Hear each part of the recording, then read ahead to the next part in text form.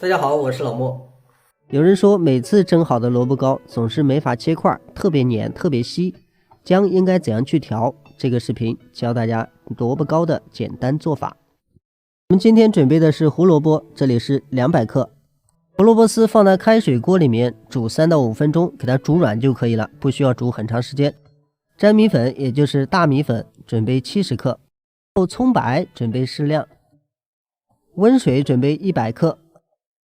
鹽準備2克，乾蝦皮準備適量，喜歡的就放，不喜歡也可以不放。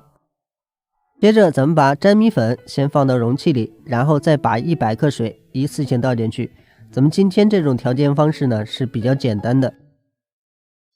攪拌的時候一定要攪拌匀，攪拌到裡面沒有任何乾塊，而且特別順滑，這樣的狀態才可以。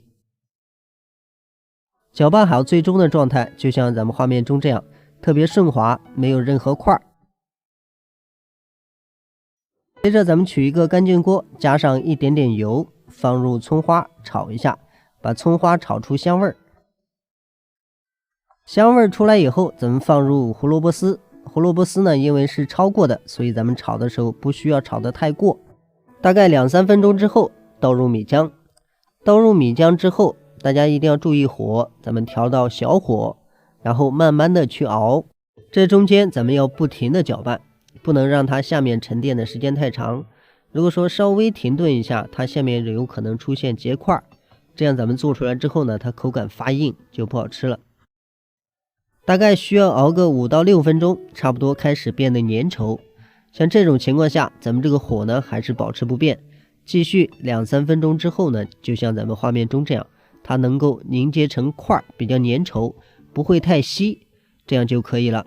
最後大家需要注意，趕緊把鍋離火，找一個平盤，刷上油，好脫模，然後直接把它倒進去。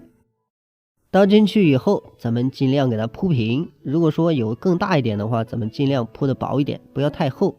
我今天主要是太小了，所以說呢比較厚。然後咱們放到蒸鍋上去蒸，蒸製的時間呢半個小時，一定要大火蒸製。時間到了，直接取出來。取出來之後呢，咱們不要立馬去動它，一定要讓它徹底放涼之後，咱們再來切。因為剛出爐呢，它特別軟，特別稀。假如說咱們直接切的話，粘得到處都是，而且還不容易成塊。